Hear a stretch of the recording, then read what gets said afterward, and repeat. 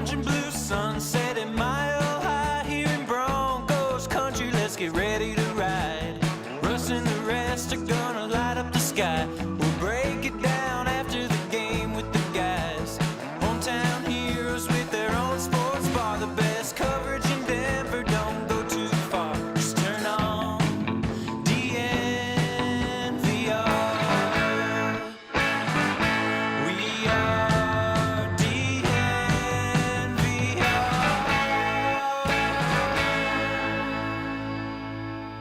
DNVR Broncos Live, presented by DraftKings Sportsbook.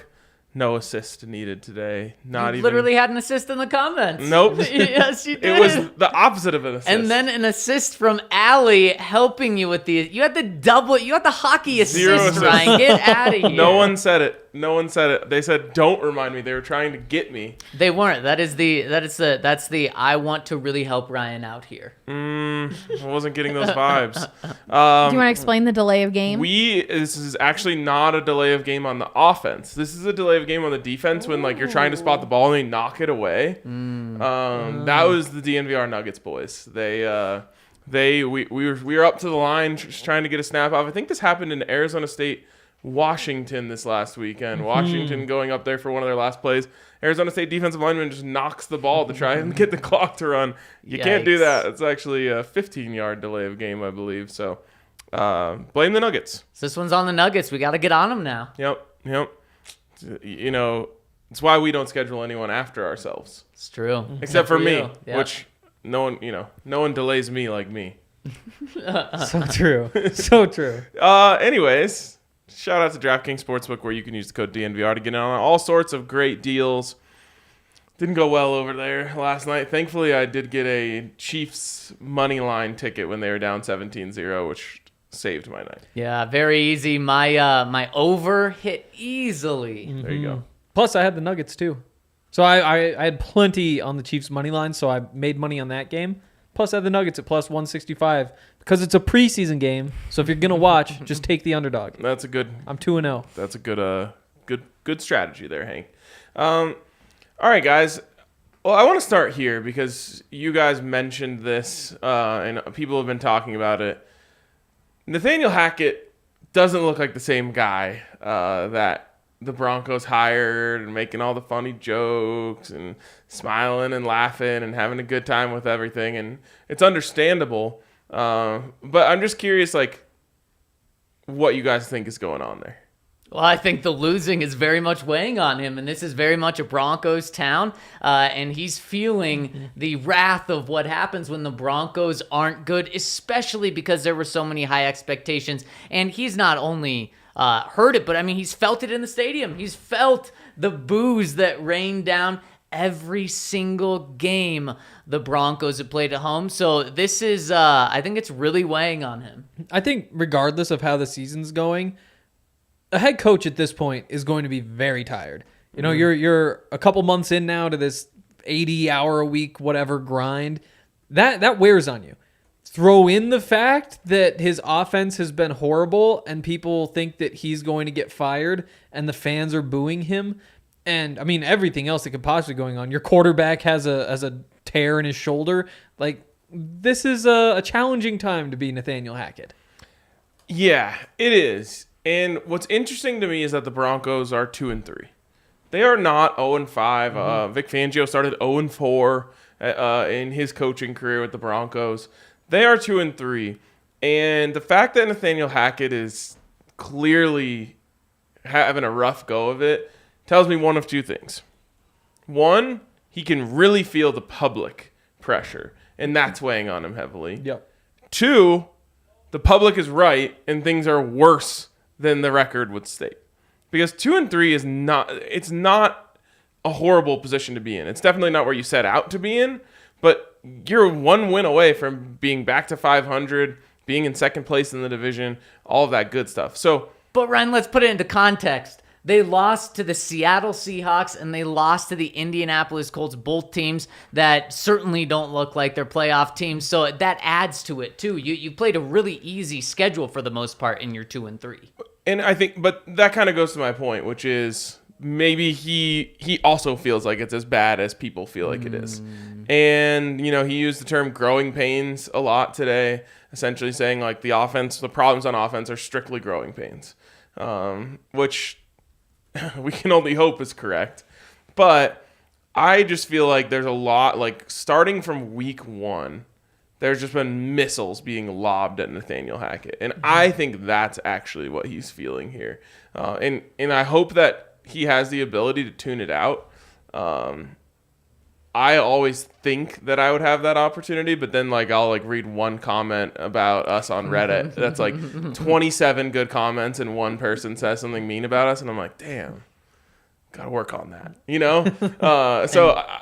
Everyone responds to negative feedback more internally. You respond to that more strongly than positive feedback, and he's only getting negative feedback, except for probably people in his circle who are saying, hey, you're doing a good job, you know, whatever. And if that's the case, though, Ryan, he's going to need to put body armor around himself if he wants to do this job for a long time, because it's not just Nathaniel Hackett. You see coaches making decisions, right or wrong, analytics supported or not, but if your team doesn't win after you make those decisions, you're just going to be killed by it. I mean, we saw it. Brandon Staley, he got away with one this week by going for it on 4th down, didn't get it, seems like it's the wrong call, then they end up winning the game, so he kind of avoids that. Nathaniel Hackett definitely makes the wrong call in my mind in week 1, deciding to kick the field goal. It doesn't go his way.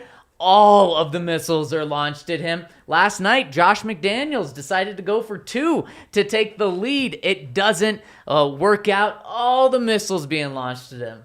Can we talk about that? Mm-hmm.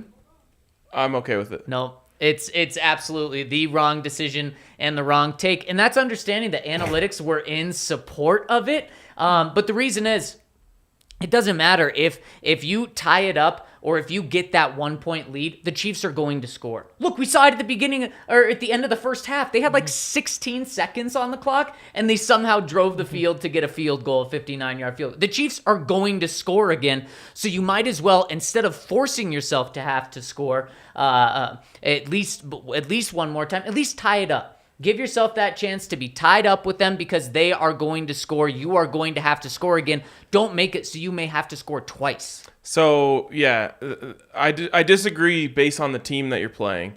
And I think the biggest thing is that what is, in my opinion, the biggest weakness on the Chiefs right now? It's their field goal kicker, because Butker is injured, and they do not want to trot him out there. So, in my opinion, if you go for that and you allow them to just tie it, then you are allowing them to be a little bit more conservative in their approach moving forward, because it's like, okay, well, we have overtime on our side. If you get that 2-point conversion and they go down 1, then you're forcing them to have to score, and they're going to have to use that field goal kicker, who is a massive weakness, or, you know, they could score a touchdown, of course. Yeah. But either way, you're going to have to get a stop at some point to win the game. I'm of the belief that, hey, force them to be in a more uncomfortable position, because you're already in a terrible position. You're up against Patrick Mahomes at the end of the game. I actually support it. You're right that if you don't win, everyone's just going to say it was the wrong decision. But in that specific scenario where they have that kicker who is not good, You mean the one that hit the 59-yard field goal at the end of half, yes, in kind of a pressure situation? Yes, who also missed a 42-yard field goal earlier in that same half. Just making sure. So yeah, I think it was the right move to try and put the pressure on their field goal kicker. Really, really quick though, just to counteract something you said, the Chiefs are never in an uncomfortable position when they have Patrick Mahomes and the ball is in his hands with any amount of time left. And they had 3 or 4 minutes left in the game? I mean, they should have lost the game last night because Mahomes didn't get them in scoring position. Do you think they were uncomfortable down 17-0? Nope. I don't think so either. No, they definitely weren't. I don't think so either. It's crazy. They were definitely How comfortable were you betting on them down 17-0? Only because of the I was highly -7. uncomfortable because I needed them to win by 7. Yep. But I went and took them on the money line. That's what I meant. The money line. How uncomfortable were you? Very comfortable. I put so much money on that. But I was also very was comfortable with extremely uncomfortable with that bet when they had to punt the ball away and gave the ball back to Derek Carr with a minute. Even the Bills. And all they needed was a field goal to win. But it's because the Chiefs had the lead then. They were playing completely different than they would if they would have had to score. Oh, yeah. Yeah. So it would have been completely different. Totally. No disagreement. Mahomes already scored 30 points in the game. In what? It really 20 points in a half? But what advantage do you get of tying them if they're just going to go score anyway? It's just then they can't just run the clock out if they want. You are potentially making it so that you will never. What see are the your ball avenues to victory, though? You're hoping for overtime, Yeah. or you're hoping that overtime isn't a tie. But to get to overtime, you need just as much as what you're asking for. You're saying they're going to score anyway. No, because what You the could get Chiefs the ball could have first. done, the Chiefs. No, but there's also, 4 minutes left when they scored that touchdown. The Chiefs also could Was have it just that much? slowly That's crazy. drove the ball down and milked the clock out, and they wouldn't have had to do anything. The Chiefs wouldn't have had to do anything. But that's what they were trying to do. 4 minutes, They though, gave him the ball back. That's a weird amount of time for the Chiefs, though. Because when they run the ball, things don't go all that well. If they're going to score, I almost feel like it's going to come faster. You know? It's damned if you do, damned if you don't, honestly. Exactly. You're playing the Chiefs. But what the analytics say are if you take the lead there, you have about a 50% chance of winning that game. If you just tie it up, you have about a 40% chance of winning that game. Analytics don't take into account who you're playing, though. And that's just something that you can't discount of just how the Chiefs, if they want to score, they are absolutely scoring. They did it against the Colts. Especially on that in last that drive there. game. I don't understand what the point you're trying to make is, though. Because if If they're you- going to score no matter what, then why wouldn't you try to take the lead? Because if they're going to score no matter what, you're only taking a 1-point lead, Ryan. They're at least going to score 3 points. Then Okay. get your So 3. So why would you take a 0-point lead if they're going to at least score 3 points no matter what? Why would you be losing to them? Why would you go down? What if the Chiefs get a touchdown there and then they go for 2 like they tried to do earlier in the game to absolutely knock you out? Also, a controversial decision from Andy Reid, which, again, it worked out, so no one's shooting missiles at him. Just another example of that. But then that's what happens. But if you're down a point, at least you're making them run the ball. Like, then you don't have to worry about their offense. I almost feel better about trying to get them to run the ball and seeing if you can stop the run. No, than anything else. because if push comes to shove, then they're going to throw the ball at Patrick Mahomes. But That's what they did That's last like night, and a it 3rd didn't and work. 6, 3rd and 7. Regardless, it didn't work. It wouldn't have worked So no matter it's what. a stupid decision now. Yeah, And see, that's the good thing that I get to lean back on That's right not now. how it works. I will say, I shout wouldn't- out to people in the comments that agree with me. I appreciate you. I would not have even considered going for 2, though. Like, it wouldn't have crossed my mind until the guy buzzed down and was like, hey, you want to go for 2? I would have been like, yeah, no, you just tie this game up and keep going. In hindsight, So like, whose side are you on? You're making arguments for both? No, I'm on your side, but just not in a. It's obvious. Okay. I think it's a conversation. I can't hate either way, but I don't think. I think I would have kicked it. I'm saying if the Broncos are in that same situation, I would want them to go for it. Against the Chiefs? Yep. Okay, I wouldn't. I would say don't. If you can tie the game against the Chiefs, you do that. I just think if you told me you have a chance to take the lead in the game, all you need to do is get 2 yards with less than 4 minutes left. I'm saying I'm taking that every time. Yeah, just the situation you're in. You're just giving them the ball back with plenty of opportunity and plenty of ammo to score. Are you factoring in that the Broncos really struggle from the 2? That's That's a great point. Analytics right there. But one more thing from this game. Devontae Adams, will he be suspended? Yes. Yep. Also, Should he this be is what I want to say to Broncos fans. The NFL bases their entire discipline system based off of how the public reacted. So if you want Devontae Adams to get suspended, go on, clutch those pearls, tag Roger Goodell, tag the NFL, and you'll help him get suspended. I love that the Tom Pelissero tweet today, where it's like the preliminary reports are that his injuries are non-life threatening. Oh my gosh, yeah, and He that got actually, tipped over. That He actually stumbled came backward. from the police department Exactly. itself too, which wild. which I hope he's okay. I mean, that fall on concrete could have been a concussion or something like Yeah. that. Andy's like holding a Yeah. pretty Could've stabbed his expensive, face or big. That's what I thought. Oh, When I the read that, I was like, oh, I gotta equipment. go back and rewatch this. Yeah. Like, he must have taken something to the head. But no, it's like a 4-step stumble backwards, and then he just like lands on his ass. It's like, yeah, there it is. Could have broke his tailbone.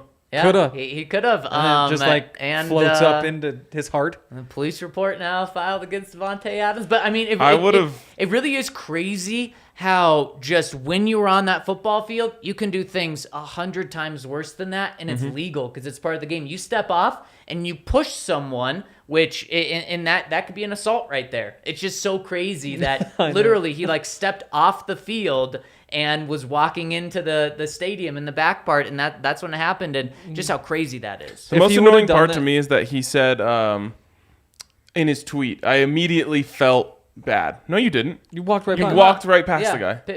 Also, you might have felt bad when you got to the locker room and you realized it was going viral. Not immediately. I get the how he was just so upset, frustrated in the moment. A guy steps in your way, you run into him, and then you move on. You don't push him over, but then... He was very triggered by a small white guy stepping in his way right then. So after Hunter Renfroe did the same thing. The apology was just what pisses me off even more. It just seems so insincere. And just a lie. Just like Patrick Smythe picked up the phone and, tweeted it out. Yeah. I have to say, I absolutely would have fumbled the bag if I was in this cameraman's position. Like, there's just no way I would have thought, like, okay, so, like, I got it. What first thing I need to do is call 911. Right. Got to get picked up by an ambulance. That's expensive. And then I got to file a police report. Like, I would have gone on Twitter and, like, saw that Davante Adams tweeted that. I would have been like, it's all good, bro. Like, I should have known which way I was going, which is, like, definitely, it's partly that guy's fault for walking in the way. Davante Adams absolutely crossed the line by like putting his hands on him like that. You could have just stopped for half a second. Well, and he would have gone. He was leaving like before the game ended, right? That's what I thought. Oh, really? I thought that I think so. There was still time on the clock, and so that's why you're probably not expecting somebody to be like coming. That's a great point. Like it's Davante Adams, you see him coming. Well, you don't because you're holding a giant. He didn't thing. look like he saw him coming. And I thought he stood up, like he was like he came from low and then up. So I thought that he was like grabbing a shot low and then came up and boom, Davante was right there. So I think this guy's gonna end up getting $100,000 out of a little settlement. He's gonna get the bag. I think sure. I think Davante may miss out on what's he making, 30 million this year? Yeah. He's gonna miss out on $1.5 million by a game check, something like that. Woo! And it's not like just don't shove people. It wouldn't have happened if he just would have got another foot in bounds. Yep. I mean, what looked like an incredible catch at first. Turns out he was still juggling the ball on that little toe drag. And the crazy thing is, the way I viewed the play was he was so confident he got that first toe in that he didn't even try to get the other one because he could have. And he's a good enough receiver where he could have. It was cocky. And he was a little bit focused on like trying to jump over the defender who was diving too, instead of just dragging the toe. Yep. That was a crazy game. It's kind of one of those win-win, lose-lose games. Like you can't tell who you're rooting for in the moment. Yep. I obviously was rooting for my bet, and then at the end, I'm like, actually, now I just want the Chiefs to lose since they didn't cover. Like, they don't deserve to win. And then what I didn't think of, because I didn't even think about the Chiefs next week. If the Chiefs would have lost this, they dropped to 3-2. The Broncos are only one game out, but people aren't feeling that good about the Broncos, so people wouldn't really buy that now. But then the Chiefs play the Bills next week. Yep. Totally. The Bills are 2-point favorites, even though the game is in Kansas City. The Bills win that. Broncos win on Monday Night Football. They're tied with the Chiefs for first in the AFC West. Pretty crazy. But now, since you can't really live in that world, you can just live in the world where the Raiders are 1-4. Yeah. Yep. The Raiders are 1-4. Last thing from last night, just now that we've gone down this road, the roughing the passer. Wait. Let's get to that in a second. Okay, all right. Because we've got a conversation looking around the league. Okay, all right, fair enough. Okay, I thought you meant we were going to take a break. I was like, all right, well, I still have other things I wanted to get to in this segment. All right, my question to you guys, plain and simple, is Nathaniel Hackett on the hot seat right now? And you can define what hot seat means to you, but is he on it right now? No. He's not right now. Is he uncomfortable in his position? Yes. Are the Broncos thinking of firing him? And that, to me, is what the hot seat means? No. And if they are thinking about firing him, then that means that it was the wrong hire when they made the hire. Yeah. And if that's the case, well, then George Paton maybe should be fired for making that hire. Or if that comes from above, from the Walton Penner Group, because they weren't around when they hired Nathaniel Hackett, then they need to fire George Paton, because then they're not all on the same wavelength there. And the reason why I say that is Nathaniel Hackett, he's had some rookie mistakes. if you couldn't deal with rookie mistakes and a new offense and a learning curve to the offense and rookie mistakes to game management and everything like that, just 1 month into the season, you had Dan Quinn right there. You could have hired an experienced veteran head coach, and Nathaniel Hackett isn't doing a lot of things that are viewed right publicly, but he's doing some things that are good in terms of changing the culture a little bit. Now, it's kind of taken a step back this first month of the season because the season hasn't gone as planned. But the other thing is he is drawing some things open on offense that Russell Wilson is just missing right now. And so to me, if he is on the hot seat, well then shame on the Broncos for hiring him in the first place. However, I do think we could be a couple of weeks away from that, though. So my answer to this is, what is the hot seat? And to me, the hot seat means you're like one big misstep away from getting fired. Okay. And so the question would be, if the Broncos were to get blown out by the Chargers on Monday Night Football, is there a chance Nathaniel Hackett gets fired? I think the answer is yes. Really? Even on a short week? Because you got to consider that stuff as well. Yes. Even on a short week. Now, I don't think it's going to happen, nor would I predict the Chargers to blow out the Broncos. So tell me a score. 28-0. Okay. I think he's still around. But I think that's fair that you would think that. I would think that there would be some serious conversations going on internally if that happens. Because of that, I would say he is on the hot seat. Now, if there was a step below the hot seat, like you call it the warm seat, he's definitely on that.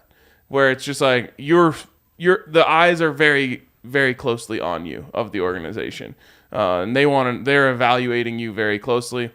Obviously, I just know Greg Penner, and Kerry Walton Penner are going to George Paton being like, yo, what's going on here? Because we just paid $4.5 billion for this franchise who's getting clowned by everyone and their mom on social media. So what's the deal? And obviously they're going to look at the coach, right? Mm-hmm. They're going to say, look, Russ has proven, blah, blah, blah. We have good players, this, that, the other thing. So the eyes are on Nathaniel Hackett. I don't think he's going to get fired anytime soon. But I can't say he's not on the hot seat. Fair. Yeah, I don't think he's on the hot seat. I think the soonest that he could be gone is the bye week. I don't think there's a way for it to happen before then. But okay, all right. Yep. I think you at least keep him to the bye week regardless. But I do think that it is warming up. And I think that if you lose this one badly, then that seat could be pretty hot for that Jets game. That's a high-pressure one because that's supposed to be a bad team. And then you lose that one, and you head to London with the seat on fire. Yeah, and that's where I'm at too, Henry, Yep. That is when the hot seat will be real, is if the Broncos lose, especially in an embarrassing fashion, on Monday Night Football, the third primetime game when the Broncos would be completely humiliated, potentially Nathaniel Hackett himself. Probably if the Broncos are losing, it's not going to look good on him regardless. But then you play the Jets at home, the New York Jets. I know they're 3-2, but they still have that stink, that stench around them of not being a good football team. And then after that, you can't fire him. You can't fire him 12 hours before boarding a flight where your whole team is going to London, a trip that he planned and made the big decisions for. So he's around for the Jaguars game. And then... What if he wins? He's safe again? That's the he tough wins part. the Jags game? Yeah. So if he loses the next two, wins that game, yeah, he probably buys himself the rest of the... Well, not the rest of the season, but a couple of more games. And I don't think that's how it should go. I think you shouldn't be firing a coach, especially in his first year, based off of one game or not. But it'd kind of be a weird look. Mm-hmm. There's another world, though, where, like, George Paton said, hey, I'm giving him 2 years.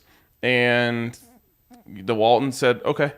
And, like, it's not even a consideration in the building right now. Oh, 100%. Totally. 100%. And I think the bye week is the earliest, it doesn't mean that the Broncos could win 3 more games this year, and the Walton Penner group could just say, okay, we're gonna let it ride out through this season. We're gonna let it ride another season, because they didn't spend all of this money for 1 year. They spent it for the long haul. Totally.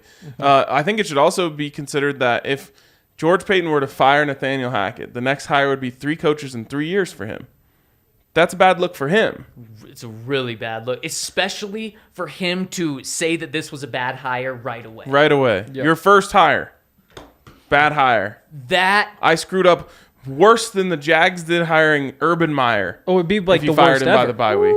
If you fired him out of the bye week, there'd only be 2 coaches in NFL history who've been fired sooner. Well, and I don't even know about fired, because that was Bill Belichick with the Jets, because he was there one day. he resigned. He did resign. Yeah. So there you go. So that doesn't even count. And then it was not Lou Holtz, the old man, George Allen. He had 2 preseason games with the Rams and his 3rd stint with the Rams, and then was fired because he was fighting with players. That is wild. That is crazy. truly And That's insane. why they're not going to fire him this Yeah. early. You don't do that in the first year. well, and what type of a look would that be for George Paton personally? Not just firing a coach 8 games into his tenure, the guy that you hired, but then also your quarterback that you just told the Walton Penner Group to give $250 million to looks the way he has, looks disappointing so far. That would be George Paton telling the ownership group, yeah, I think I'm 0 for 2 on my 2 biggest decisions so far, but let me hire this next coach. You can trust me. Yeah. And that's why I don't think it's going to happen. But I guess I can't say he's on the hot seat, but I can't equivocally say he's not on the hot seat. That's fair. And that's kind of where he is right now in this limbo. And I think it's why you're seeing him change, a little bit his demeanor and all this stuff. It's like all of a sudden no one's laughing at your jokes anymore, because they're wondering where you even stand. And it's a really crappy place for him to be in. And at the same time, like, again, they are 2-3. Like, half the league is within 1 game of them, or more than half the league. Probably 75% of the Easily. league is within 1 game of them. Oh, yeah. So all of their goals are really still ahead of them. That doesn't change the fact that it's been ugly and they've been embarrassed on national television. They also had a really gutsy win on national television. But it's a really weird place for Nathaniel Hackett to be. And the organizational structure certainly doesn't help where he stands. It doesn't. If the Broncos are 4-4 after the bye, is Nathaniel Hackett still the head coach? Yes. If he's 3-5 after the bye, that means they're 2-3 right now. They go 1-2 in the next 3 games. I say Yes. yes. It's possible, no, but yes. Then But 2-6 is when it's on fire. I do think that the embarrassment matrix plays a role in this. Remember, these are super proud, rich people.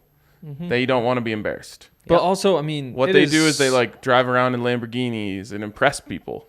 And when their most expensive toy is broken and everyone's laughing at it, that plays a role in this. Yeah. It's also so much easier to get embarrassed than ever before, though. Like, as soon as somebody screws something up, everybody on Twitter is making jokes. Everybody on TV is Totally. making jokes. Like, that's just kind of the new world where just because you're getting made fun of on NFL Network, it doesn't mean things are that bad. It just means they thought it'd be funny to overreact. But on the other hand, I have never seen a crowd count down the play clock like true. that. That's not just because that was floating Oh, yeah. around Twitter telling people to do that. Oh, totally. No, it's bad.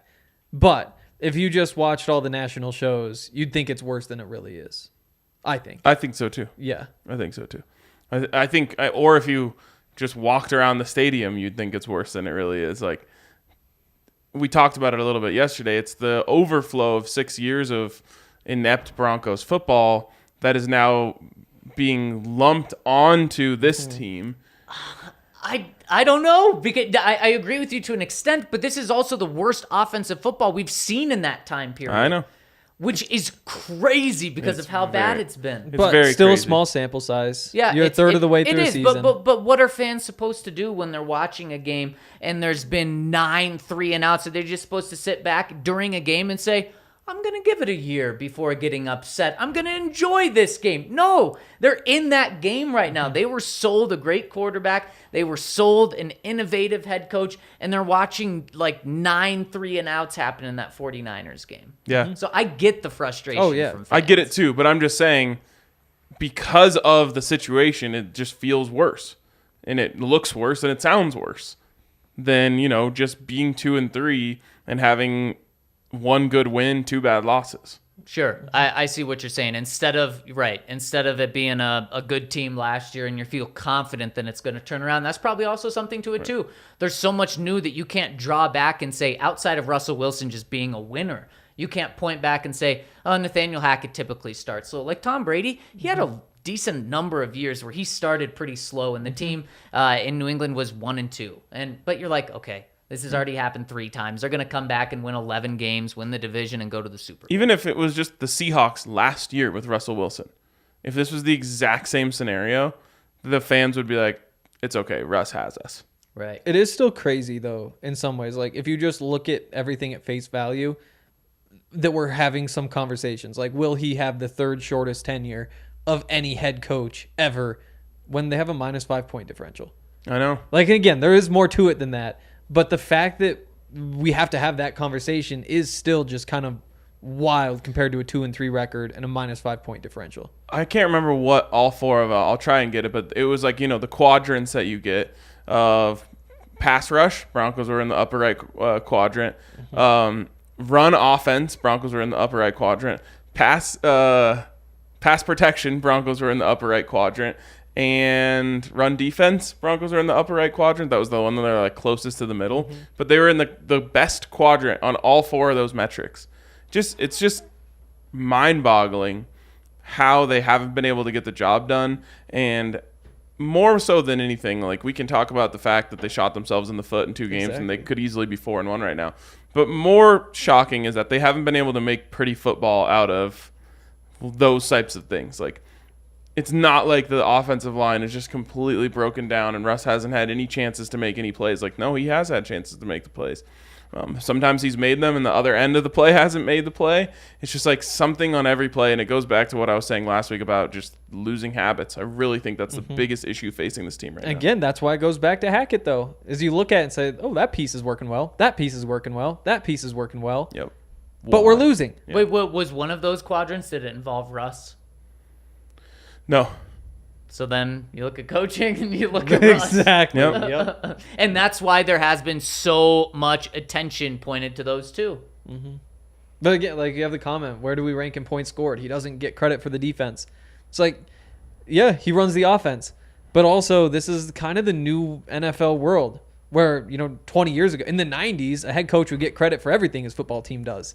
But now it's like, well, he's kind of hands off at the defense. They could do that defense without him. And that might just be true. Right. But it is strange. Like, it's the head coach. It's only offense counts for him. Yeah, well, I mean, just to answer your question, Rocket, the Broncos are 2nd worst in points scored. They sure are. Is that... I mean, we could do the whole blame game thing all day long, but is that more on the coaching or is it more on the players? I mean, at the end of the day, doesn't it come down to your quarterback? Yes. Good and bad. Yeah, it's like we said yesterday. Everybody's making mistakes. Every play, somebody's making a mistake that blows that play up. And a lot of the time it's Russ because he's the one who has most opportunity to make mistakes. Compared to others. Yeah. Compared to others, it is the most. Right. He does have the highest opportunities. It's like point guard leads the team in turnovers, But players making mistakes, is that on the player or the coach? Because at some point, it's the coach's job to coach the players to play well because that's literally their job. Yeah. But also, can you blame him for a holding penalty? The biggest indictment of the coaching staff right now, and it's not just Nathaniel Hackett, it is the whole, at least offensive staff, it's hard to put anything on the defense, is that it's regressed. Like, even if it was just marginally better, people would still be complaining, right. And they would have a right to. The fact that the offense has gotten worse is legitimately shocking. Worse than Teddy Bridgewater and Pat Shurmur. Wow. Yeah, bad. Really, really bad. And in our poll on YouTube, 54% of people are saying Hackett is not on the hot seat. I And think that kind of reflects our conversation, though, that it's that close. yeah, I completely agree. And if they lose next week, that'll increase. If they lose the week after, it'll really increase. And if they lose to the Jags and go 2-6 at the bye week, that's going to be like 85%, 90%. Yeah, let's just pray that doesn't happen. Yeah, let's hope that doesn't happen. But let's hope that we continue to win money over at DraftKings Sportsbook like we did last night. And DraftKings has given you $200. Oh, you did not? No, I was just able to stay alive because By the plus. because I bet a lot on the -7. Oh, no. Well, I'm glad you were alive able to with- stay alive. yeah. Make it kept back. it from being a horrible night. But yeah. I bet a lot on the -7, but then I bet even more on the money line once they turned to plus odds. So there was a second where I thought I was going to make a whole lot of money, but then another second where I was like, I might lose a whole lot of money.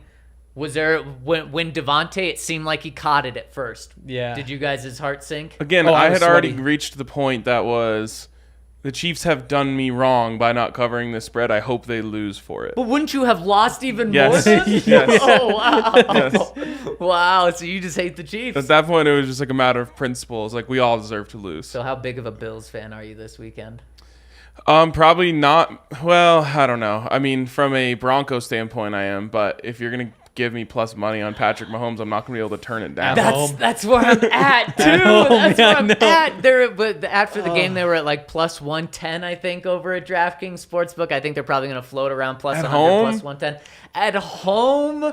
And things don't have to go right for the Chiefs to Exactly. win. Like they were down 17-0 last night. That's what they do. If it's a close game, they're going to win, especially against the Bills. Nobody blows close games like the Bills. That's very true. Which is At least in their history. and no, who- I mean, what? They just ended a 7-game losing streak in one-score games. Wow. Like the they Chiefs either are blow people out or lose. exactly, and you think like Von Miller, all that, they can close things out. If it's a close game, I'm taking the Chiefs though. yeah, who do you trust more at the end of a game? And that's no disrespect Yeah. to Josh Allen. He No. just hasn't been able to do it. He's Well, like he number did do it 2. in the AFC Championship game, and then his defense blew it for him. That's true. It's true, but it didn't matter. It didn't matter at the end. And you can get in on this game. You can get in on the Broncos Chargers game. You can get in on everything over at DraftKings Sportsbook. New users use the code DNVR when you sign up and get $200 in free bets in your account when you place a $5 money line bet on any NFL game. Just place a $5 bet, you get $200 in free bets. Head over to the App Store now, download the top-rated DraftKings Sportsbook app now, and use promo code DNVR when you sign up. See the terms and restrictions in our show notes. I'm about to have a big Breck Brew Day tomorrow. Oh. Yep. On a Wednesday? Oh, abs. Yep, Abs. it sure Oh, is. yeah. This is like the last big question for me because I didn't sell my abs tickets during the playoff run. I just went to the games, and it was probably like financially a dumb thing to do, but it was really exciting. And so tomorrow they raise the banner. It's like, Can't put a price on no, Mems. you can't. And it's like, what would my 10-year-old self have said if I had sold tickets? Like, he would have hated me. Right. And so tomorrow's like the last extension where it's like, you know what? I could probably make some money on the banner raising tickets. Also, you have to go. They're raising the banner. It's the end of this whole big thing. So if you're not going to take the money, you might as well drink a bunch of Breckenridge beers and really celebrate it. I'm going to There's a premium on those seats for a reason. Oh, yeah. So you should Because go. it's going to be incredible. Yeah, exactly. And so I'm going to drink a whole lot of Breckenridge beers to get totally in the hockey mindset. You know, it's weird flipping that back on. It is. It feels too soon. It turns you into just like an animal. You know, where you're out there and you're screaming. It's like, yeah, hit him, punch him, all that sort of stuff. Yep. I'm so excited, though. We're going to, I think, come here first, drink some Breckenridge beers. There we go. They have the Avalanche, obviously, at the arena. So, yeah, this is going to be maybe my biggest Breckenridge beer day in weeks. Yeah. Months, probably since the Cup. No, there were some celebrations after the Cup. And like you went to a CU football game as a fan. Is that a big breakfast? Oh, that is true. That was. This will beat that, though. Okay. I'm looking at Game Time right now just to see what kind of tickets we can get tomorrow. I mean, you're paying a premium. I still might have to do it. It's the banner. Yep. Is there someone else that we need to mention other than ourselves? Of course, yeah, gotta mention ourselves. Well, I'll just tell you guys to hit us with a thumbs up on YouTube. Always appreciate when you guys do that. And continue to support us through whether you want to come on the London trip, whether you want to come to one of the tailgates, whether you want to come to the bar, or if you just simply want to hit us with a thumbs up. We appreciate all levels of support, and we couldn't do it without you guys. Yeah, absolutely. Now, guys, let's take a look around the league. this league. What do you got for me? You start. Okay, Ryan, you mentioned it earlier. What the heck is going on with roughing the passers? Look, if the NFL wants to take away the violence in this game, that's going to upset a lot of people. It's not going to upset me. I don't care about that as much, especially when it comes to the quarterback position. Do I want to watch the Buffalo Bills with Case Keenum go out and play the Kansas City Chiefs with... Chad Henne? That might have only been like 6 years ago, but it could also be true. It's probably another Chad or something. Yeah. No, we don't want that. We want the quarterbacks to be playing. So I get the emphasis on keeping quarterbacks safe, but the rules just have to be extremely clear. If you want to play two-hand touch with the quarterbacks, I'm fine for it, as long as the rules are enforced the exact same way in every single game for every single call, because what Grady Jarrett did to Tom Brady was a great sack. It was a great play. He did not slam him on the ground, which I know you're not allowed to do. Chris Jones, you're not allowed to just fall completely on the quarterback. He put his arm in there to break the fall up, but also he had the ball when he was falling. So it wasn't even a sack at that point. He had already strip sacked him. Yes, and unfortunately, that was my first thought too. As I was like, how can you rough the passer as you have the ball? But the ref after the game told the pool reporter what he said kind of made sense. He's essentially like, if he were to throw a pass that was intercepted and then someone were to come take his head off, it would still be roughing the passer. It doesn't matter if the possession had changed. He's protected as the passer. But Chris Jones, he put his hand down to stop it. So that's and I'm not supporting the rule. I thought they should review this because he has the ball. How could he rough the passer with the ball in his hand? Well, and see, that's the thing, though, is if it's only roughing the passer as soon as his body weight lands on top of him. Yep. And so if he has the ball before the body weight lands, it was close. I still don't think he had the ball in time, but it's just dumb. It's just dumb. The fact that that's not a turnover is unbelievable. That's absolutely should have been a turnover. And the worst part for me is that I had the Chiefs -7. I think they covered if that happened. I had the Falcons money line. I was so big on that Falcons money line. They took that ball they would have gotten the ball back down 6 at the end. Yep. Probably they went for 2. Yeah, it's just dumb, and it's especially frustrating for me. Yeah, for you. Everyone feels bad for you, Henry. But I'm saying it's just so frustrating because you don't know, right when one of those plays happen, you wait. If you're watching on TV, you wait to see if that little flag thing pops up, even though it looked fine.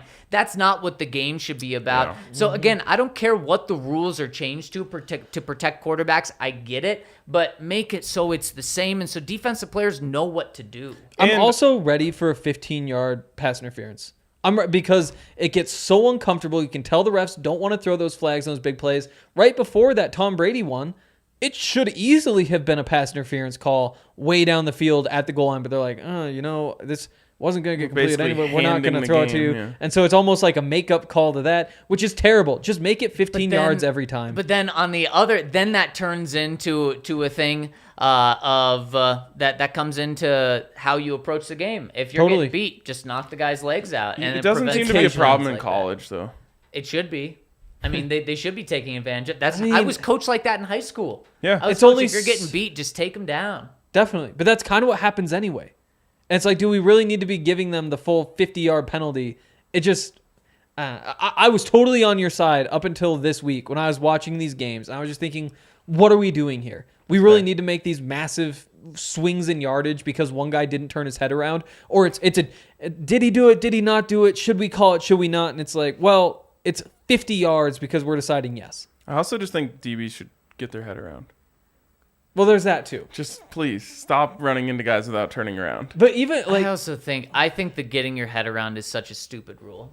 Did you interfere or not? Well, the thing is, if you're looking at the ball, they're going to allow you to touch the guy. You're allowed to go for the ball. If you're making a play on the ball, then it doesn't matter if you're running through the guy because you're not doing it to get rid of him. It's when you're not looking at the ball and you hit the dude's arm as he's trying to go up, they're going to just call it every time. That's pass interference then, because you did interfere. Yep. Mm-hmm. But if you were to turn around and reach an arm up and then with your right arm you're pushing his arms down, they're not going to call it on you. A lot of times, though, from what I've noticed, is if the guy doesn't turn his head around but just gets in his way and is in his sight of vision, they're going to call it. Yeah. Even though there really was no interference on the play. Yeah. You should be able to have your own.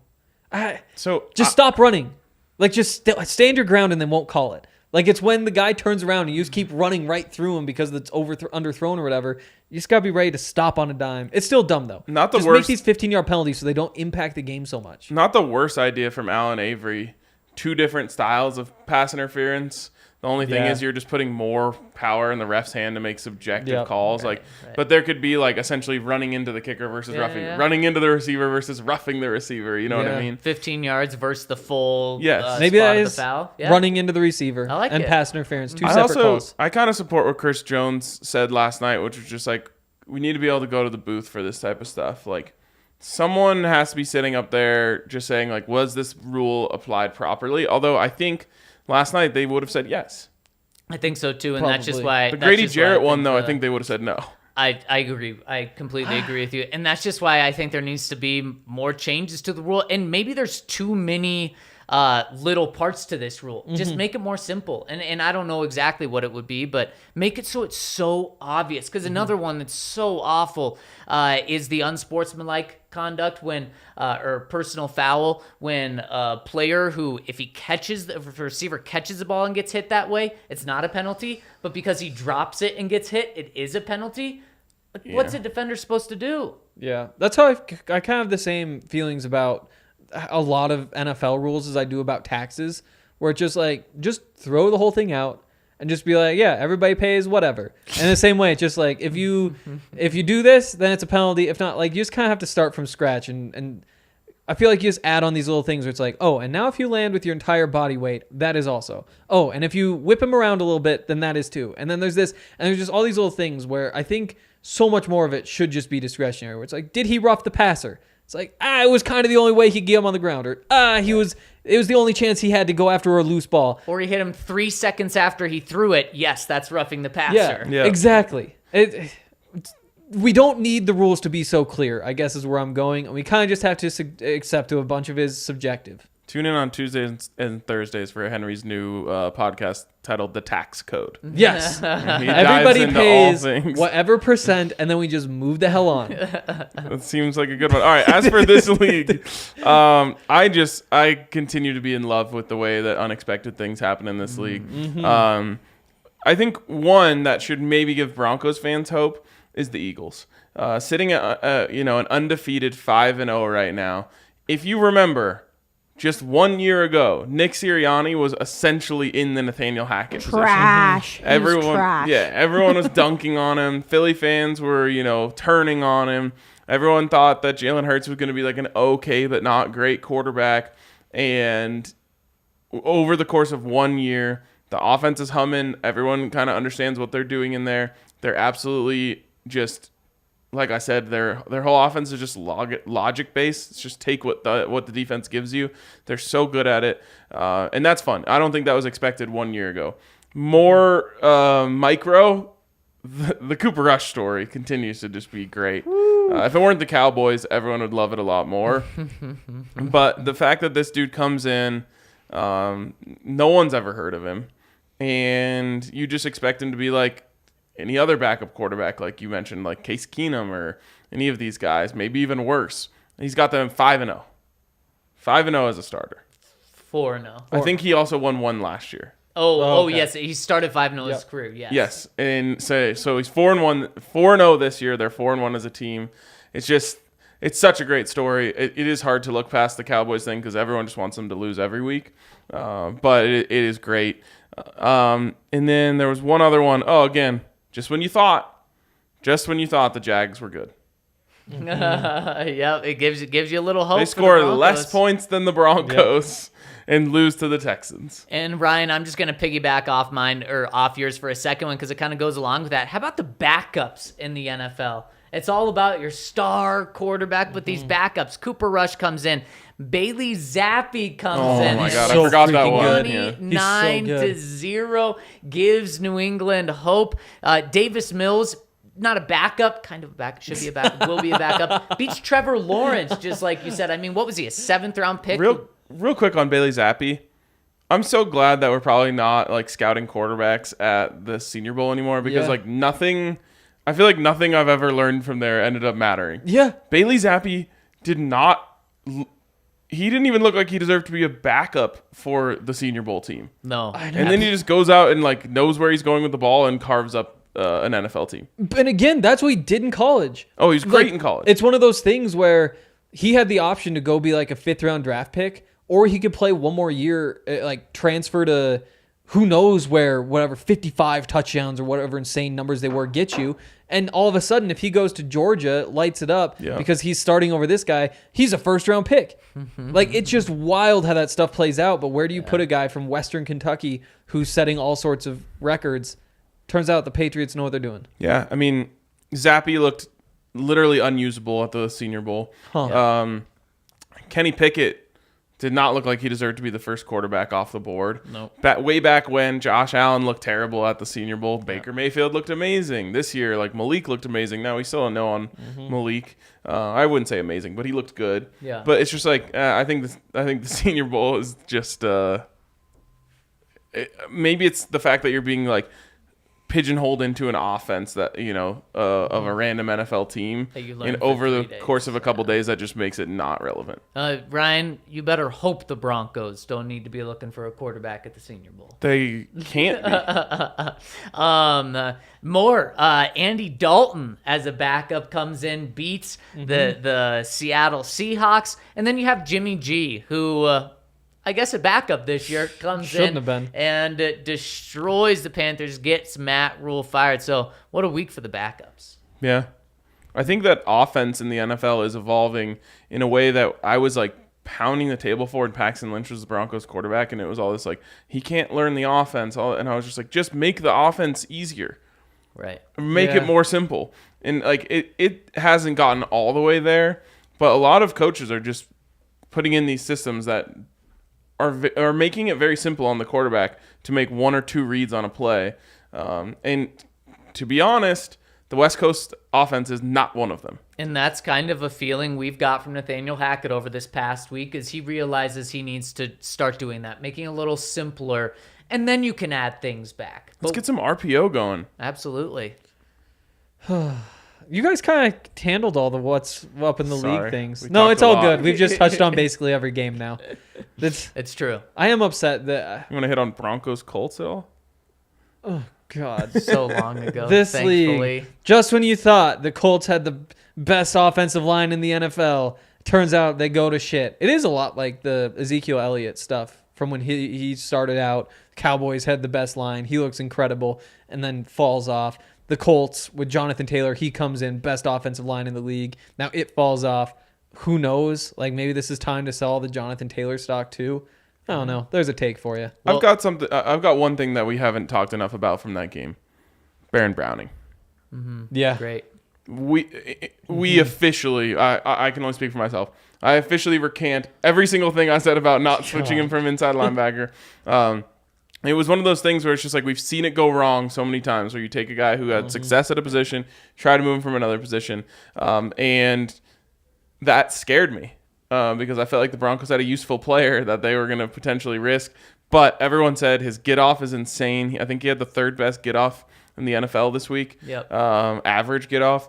Everyone said his bend is insane. Very clearly is. So should have listened to them. My bad. Baron Browning is a freak, and the Broncos are very, very lucky to have him. And they know how to use him too. Like, a lot of it obviously is he's winning out there. What he's doing is he's winning with that speed rush. He has that little spin move that he's popped out at times just to counter, but then they'll put Bradley Chubb next to him, run just a little twist with Chubb taking out the tackle. All of a sudden, Baron Browning can get inside. He's so fast. And so when those two are both right there, the tackle can't say, oh, there's an 80% chance this is just the pure speed rush, because now all of a sudden you have Bradley Chubb basically working as a blocker. I don't think we're talking about Bradley Chubb enough either. Yep. He has 2.5 sacks. He has the strip sack. He's running the twist that's getting him free, but he's also chasing around the back of the pocket, chasing the quarterback up, and that set up the Josie Jewell sack too. He's having an incredible start to the season. Now, the Colts offensive line is really bad, as you said, but the Chargers are going to be without a couple of their guys on the offensive line, and this pass rush is going to be so key in winning this game. It's going to be huge for Baron Browning to have another big-time game, and we'll dive into that later this week. Yes, we will. Also, potentially getting Justin Simmons back, which would be huge. Will get Justin Simmons back. Yes, we should. Yeah, That's so huge. Yes. we should yes. probably Justin say Simmons that stuff. has played well against Justin Herbert. We'll talk. Should we? It is big news. Okay, let's do it. I mean, you have Justin Simmons practicing today. You have Michael Ojemudia practicing today. You have Greg Dulcich practicing today. Those are 3 guys on IR, not like officially coming back.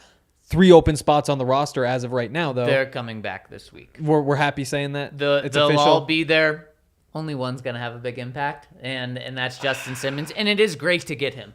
It's huge. It's massive, but just as massive as it is to get him, I don't expect much from the other 2. I don't know, though, just because Damari Mathis was working on the side field. And if Damari Mathis is on the side field, Ojemudia, it's him or Darius Phillips you're putting out there, unless you want Bassie outside, which I can't imagine you do. And so those are your options. And even if Mathis does play, he really struggled this week. And if he struggles again in the first quarter and a half of the game, at least you have a card you can play. At least you can say, we're going to OJ, see if he gives us something. But just remember, he hasn't played in months. Oh, absolutely. When he was playing, he wasn't playing well. Yeah, it's a dire situation, though. You go back to May when he was playing well. So that's totally. just why I think for this week specifically, he and Greg Dulcich aren't going to have much of an impact. But it is a good point that Damari Mathis was off on the side field this week. It is. Or today. You know, you have PJ Locke, who is back out there again, too, from the concussion. You probably expected that. But again, when you're talking about the secondary, he isn't necessarily the guy who plugs in for Ronald Darby, but just having one more option back there definitely doesn't hurt. And again, I've said this a bunch of times with Dulcich, but these other tight ends have been blowing their opportunities over and over and over again. It's tough to imagine you could get much worse out of Dulcich at this point. Although you do see him next to Alvarado. It's like, if that guy can't block, how's that guy blocking? Yeah, I mean, he looks like a wide receiver. He does. A big wide receiver. Very big wide receiver. The biggest wide receiver. They just need someone who can run those routes and finish the play. I think he's a better receiver than Alberto. I think he'll be able to run the routes. I'm not sure about finish the play. It was funny seeing like Hackett got asked about like what would Dulcich provide this week. He's like, well, on his college tape, because that's all they have is what he looked like in college. That was a kind of a big sign to me of, okay, let's pump the brakes. Yep. They have to know it's a dire position right now, though. Yeah, absolutely. It is. So it's Like, worth how much rolling worse the dice. could it get? Yeah. But as Nathaniel Hackett said today, and certainly something he didn't mean, he said, it was something like, when there's improvement to be had, you know there's going to be a lot of improvement. Yeah, he got a little tongue-tied up there. Is that Star Wars? I think it is. That might be Star Wars. He would know better than anyone. Yes, exactly. Should we make a graphic? Speaking of knowing better than anyone, I know better than anyone that Game Time is the best place to get your tickets. I mentioned it earlier just because I was thinking of going to the Avs game. Literally, my first move was to go over to Game Time. If I'm going to go, I'm going to have to wait a little bit because there's still a premium on those tickets. But you're going to get them cheaper there than you're going to get them anywhere else. And in fact, they'll actually give you a 110% guarantee, meaning if you find those same tickets for cheaper somewhere else, they'll pay you money. Not just like give you your money back. They'll pay you money Interesting. for that. So, for example, I've been looking at those Montez State tickets. $199 for standing room before fees. Wow. $406 before fees for seats.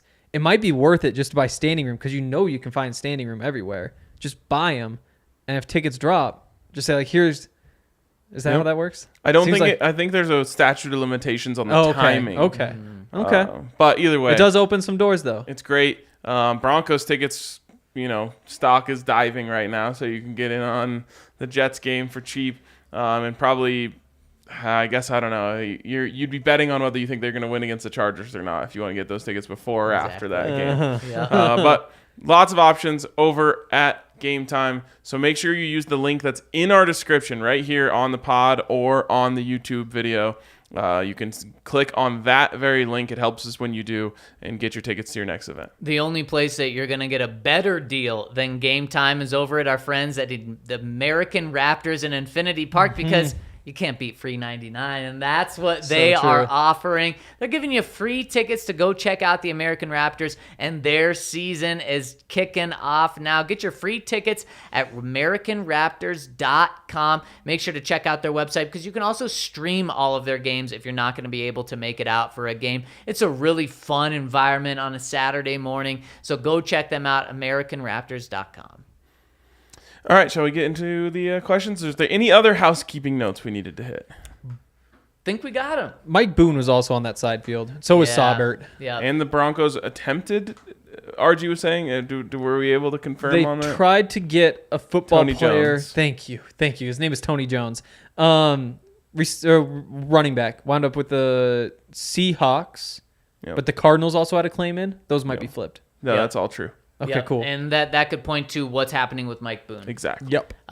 Which is not good, which means you're going to see a lot of Latavius Murray this week and really a lot of Melvin Gordon. Yes. Latavius Murray, he's got to earn it with like a couple good plays. He's right on the verge of a nickname for me, though. Wow. Just because of his stature. A good A nickname? great nickname. Okay. Like Gravy Tavy. He might just be like the horse. Oh, wow. Wow, yeah. I don't know. You may save that for like a Javante. That's what I'm saying. I'm amazed Yeah. we haven't started calling Nikola Jokic the horse. He's literally the most horse-like athlete in Denver, and he loves horses. Yeah, Like, it he seems already like the has perfect- too many nicknames. He does. And the Joker is just like so It easy is. to say and perfect. If you It's really actually just Joker, not the Joker. Yes. Joker. If you really want to get in the weeds, the Broncos now have 2 practice long snappers, practice squad long snappers, which is go, big. baby. One of them will be elevated for the game, I love and that. I think if you do well, you're gonna win the job and be permanently on the active roster. It's unbelievable they couldn't just pick one. Like, to me, like, how like- can you not just... It's like, no, they're going to Have compete you all week. met Dwayne Stukes? There is that part, I guess. He's But- like, you got to bring these guys in here and they got to compete. I'm just giving anyone the job. all right, guys, 15 minutes left in practice. Everybody circle around the long snappers to see if we can put some pressure on them. Do you think that Dwayne Stukes is like watching USFL tape being like, ooh, that's some good Oh, this RPMs guy's- on that If snap? he gets cut by the whoever's, we might have to give him a look. I love Pat McAfee, but let's just hope he's not getting his special team's advice from him. Yeah. Two more really quick things. Russell Wilson was throwing today, looked like a full participant in practice, no limitations.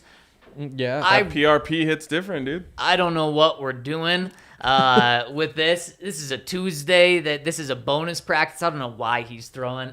I personally don't like it, but it's good to see that he's throwing. My spin would be like, wants to see how it feels a day after throwing. That's fair. That's very fair. There were a lot of people in my comment section. One of them was a Twitter doctor, which you don't know. Oh, how the to old use Twitter sometimes. One of them said PRPs don't take like 10 to 14 days to kick in, so that he probably was not feeling any effects from it. Even better, right? No, the P. Yeah, because Because he's feeling fine without it. Yeah, but what are we doing? Just aggravating it even more. Again, Again, it's good news and it's just confusing news. To me. I'm just taking as good news because I don't know what the hell's happening. He's Fair. throwing and I'm going to be happy, you know? Okay, there you go. And the other cool little news is Demaryius Thomas will be inducted as a member of the Colorado Sports Hall of Fame's class of 2023. As he should be. Hell yeah, as you should be. I just got a sticker. I got a bunch of stickers for the bar to put like underneath the Wow. bar. But one of the ones I got was the 88 in a heart. Oh, hell Aw. yeah. I love it. We will see a new studio here in the next Broncos. Probably Thursday will be your first show in the new studio. Hell yeah. As you guys can tell, it's a little bare on the walls here, and that's because we're things are taking slowly being taken Yeah. to decorate the The new new- studio. But it looks pretty the new freaking studio amazing. is fire Nice. We did lose a bobblehead. We just Oh. have the one bobblehead now. and a glass. And a glass. It's a good glass. It is a good You glass. still have Peyton behind Ryan, There he is. All but right. yeah, exciting stuff. All right, let's hit super chats first. There it is. From Zachary Gardner, saw a Raiders fan saying that Hobbs was better than Surtain. Nothing's boy. like advanced statistics, even though he got cooked by Marquez Valdez-Scantling. If you ever see someone say something this stupid, don't respond. Yep. They are Yes. trolling you. Yes. They And- know better. Yes.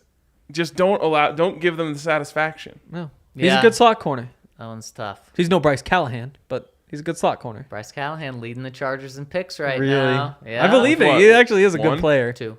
Okay. Yeah. Well, that's more than anyone else. No, it's tied with Caden Stearns for the most, isn't it? Wild. You know, that's just a Thursday night for Caden. Yeah, It is exactly. just a Literally. All right, shall we hop into the comments on the website? Let's do it. First one coming in from Arvada Luke says, it's time to say it. Broncos so-called faithful need a reality check. Since 2015, we have identified as the issue and changed 3 head coaches, 11 quarterbacks, 1 general manager, 1 ownership. What do we have left to change? How about we look to a common footballism we love to throw out but not self-apply? Stop pointing the finger. Start pulling the thumb. No Broncos fan in their right mind would think of leaving a Fangio-coached, lock-led Broncos team in overtime. Where did this entitlement evolve to where we can't stand a single 3-and-out, and we're still laying it at the feet of an organization who has made every change we could want? I'm not shaming you, Broncos fans. I just encourage you to look inward. The last time we had the Chargers on Monday night down 2-3, or with a 2-3 record, we didn't act like this. That was a remember where I was, who I was with sort of game. Can you imagine the current fan climate if we went down 24-0 in the first half on Monday? Now, we are surrounded by Twitter trolls confirming all of their hot takes. We get 1 data point a week and have the other 6 days to look for confirmation of our bias on social media. 1 helmet gets slammed and everyone becomes an expert on what is happening in the locker room. Broncos fans, you hear all the reasons we are in a death spiral, but no one ever lets you know when they're wrong. We all need to take a step back, think about all the things we just suffered through, and stop acting like we deserve instant gratification. This is a ride. Rides have ups and downs. This team of people is too smart, too talented, and working too hard to make the ups happen for me to think they aren't right around the corner. Let's make sure that we deserve that reward for our patience. In solidarity with that, if we do not make the playoffs, I will issue a formal apology. Ooh. I will additionally issue a $100 charitable donation to a charity of this pod's choice. Ooh. The faithful keep the faith, Broncos country. Let's enjoy the ride. Arvada Luke. That was like wow. That could have been a published article. It was very well written. Yes, it was. All points were very well stated. Maybe a little too optimistic. Fair enough. We'll take it though. Yep. Nice change up. I'll take any optimism at this point. Yep. And I think he can back up just about all of what he's saying. We don't need to blame the fans for poor on-field performance. True. He said that's my biggest issue is stop pointing the fingers and pointing at yourself. The fans you're haven't right. done anything to make the team bad. No, I mean, you could make the case that booing them doesn't help. I would agree. But the fans have so little to do with this, it doesn't matter. Yes. It does really make the community a lot less fun, though, the toxicity. Sure. And I just see people tweeting at me, DMing me, writing in these comments daily saying, hey, I got to take a break from Broncos Twitter. It's just too toxic right now. Yeah. And that's a huge bummer because in the end, all of us are here to escape from like real shit that normally sucks. Yes. So we could all do a little bit better in that regard. Completely agree. I do think he's going to have to pay that $100. I hate to say it. Mr. Negative over here. Just throwing it out there. Yeah. At least it's going to a charity. Yes. Are you willing to match it? 100 to charity if they don't? Yeah. There we go. That All works. Call it a now it's a win-win. So a charity is winning $100. No matter what. That's what of we do our here. choice. I love it. Yes. So Pick a $100 side. if they make the playoffs. Yep. Okay. There we go. $100 either way. I'll join the $100. Wow. $100 if they don't make it. I'm if they joining the don't make commenters side. Wow.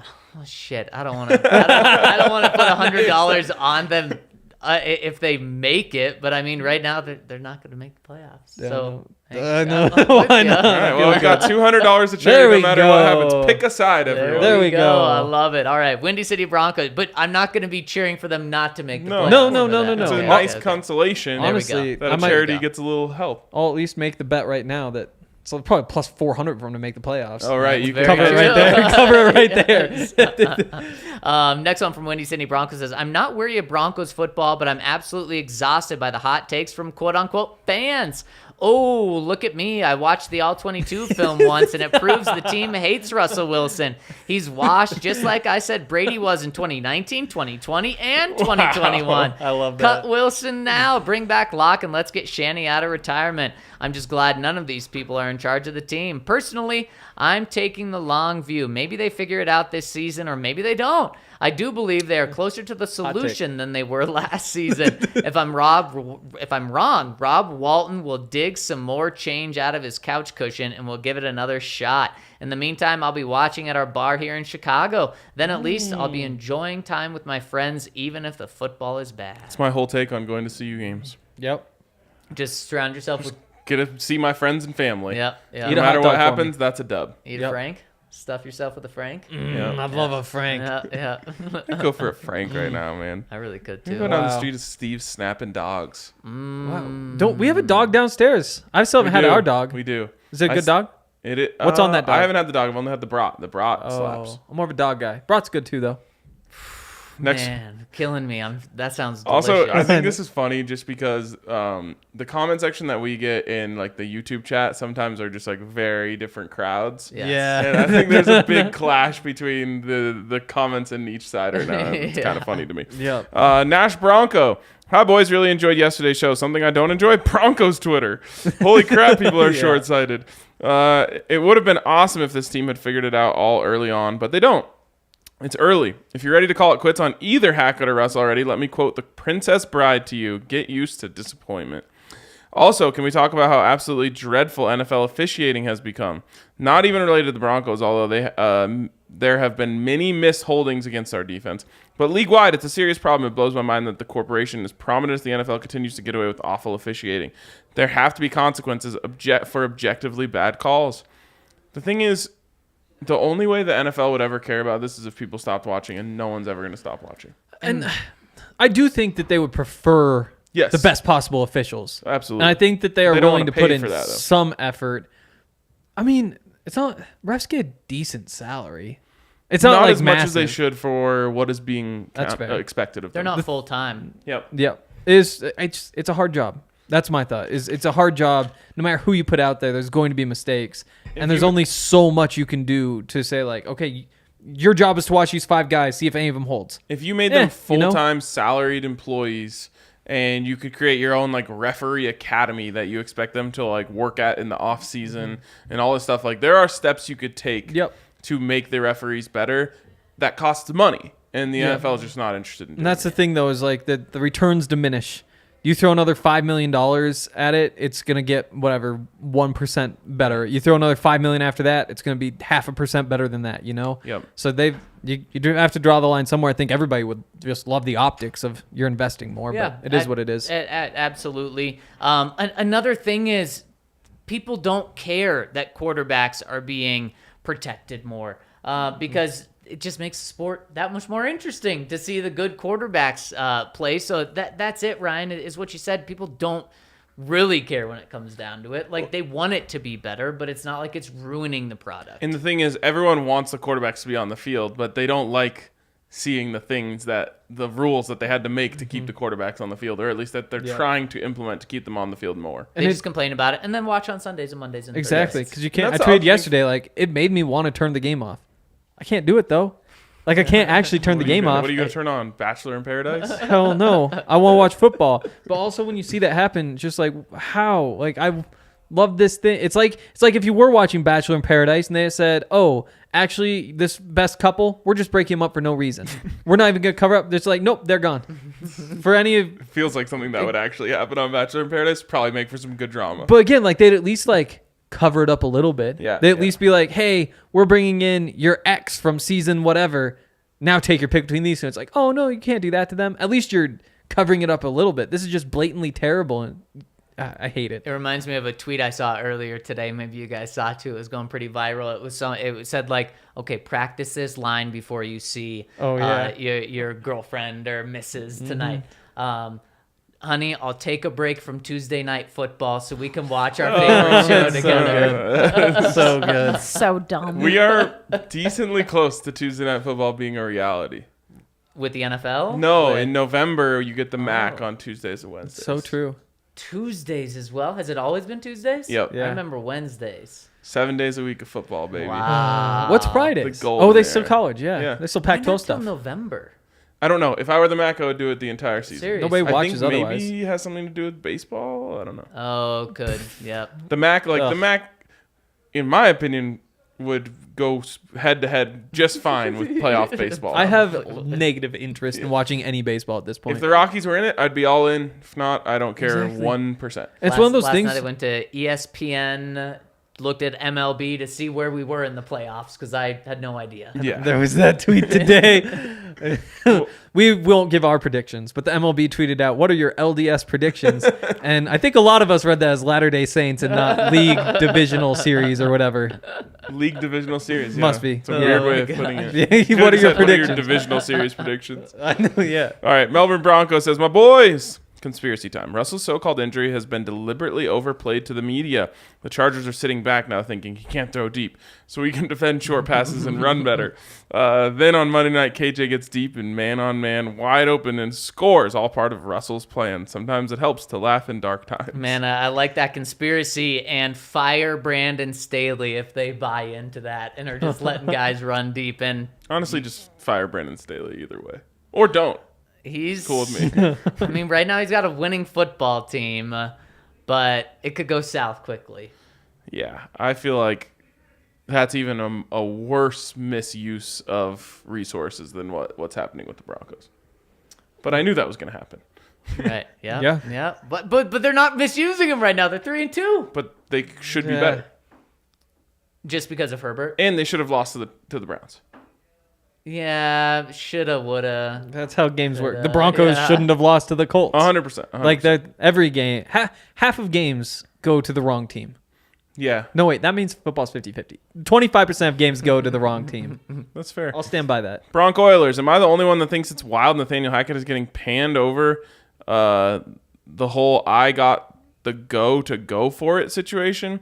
There seems to be this implication that he delegated his decision-making duty and Jerry Rosberg was in charge of some critical end-of-game situation, whereas it seems to me like Hackett was just doing the due diligence of asking the analytics guys, "This what I'm about to do stupid?" before he goes for it on fourth down to try and win the game.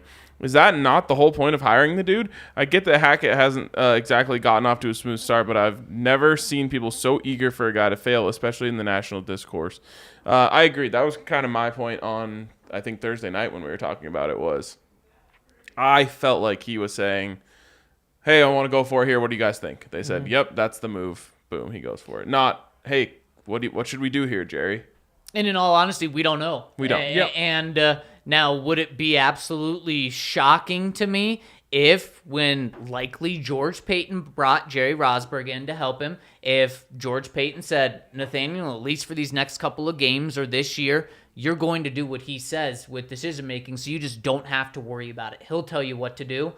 That wouldn't shock me, just because it seems like Jerry Rosberg was really brought in by George Payton for Nathaniel Hackett, but I also wouldn't be surprised, Ryan, if it's a situation that you described. Yeah. I do think the situation you described is more likely.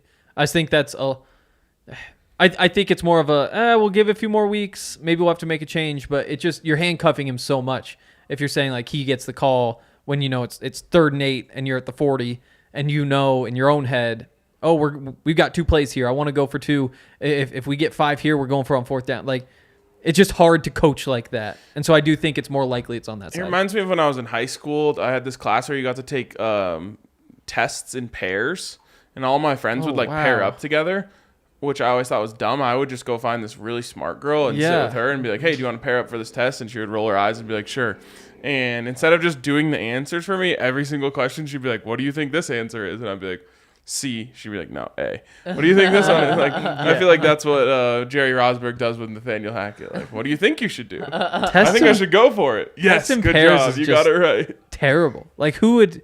That's a terrible idea. No, it was a great idea. I got an A No, in that but you class. gotta think from the other perspective. It's terrible. Although the girl, and she was well within her rights to do this, on the final and just said no.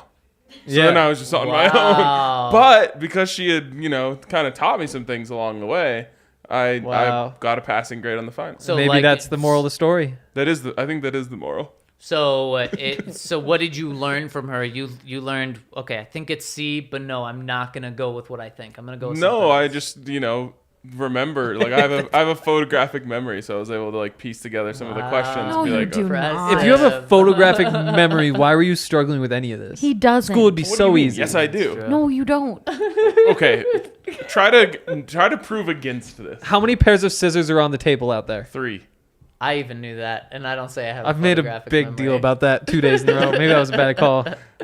No, I was just like, that's how I got through tests. Okay. I never learned anything. I just remembered the answers. Ryan, you just read that last comment with your photographic memory. Can you recite it to us, please? That's not how that works. That actually is how that works. No, it's not. You would remember all the words, photographic yeah. memory, yeah. No. You would see it as an image, as a photo. That's That's what I thought it was. I don't know. no, that is not what it is. I like to imagine Ryan's gone through his life telling Ooh, people there's that a photographic memory. There's a not test what that we is. can take. Okay, I'll take the test after Take the the show. test. okay. I love it. And last one coming in from the count. She says, as Faulkner once said, you cannot swim for new horizons until you have courage to lose sight of the shore. Have we treated, spelled wrong, into the sublime? Can we, or No, treaded? treaded. Oh, I'm gonna say there's no way the God. count the spelled count, something I'm wrong. sorry. Have we treaded in the sublime? Can we begin to dog paddle towards a new roaring light yet? Love the count. Wow, that Faulkner is a smart guy. Yeah, Seriously. I have vivid photos in my mind. Sure you do. I'm excited to The take the test is test. dialed up. More Faulkner. I truly believe I only ever remember things via like visual. So you're a visual learner. Which is the same as a photographic memory. Yeah. Hank's trolling you right now. Yeah. I'm sorry. We'll find out. We'll report back tomorrow. That's our homework. That is Yeah. our homework. All right. This was fun. Shout out to you guys for listening. Shout out to that girl who helped me pass that history class. Shout out to the Broncos shout out for to always shout-outs. being interesting. Yep. And we'll be back with you guys tomorrow.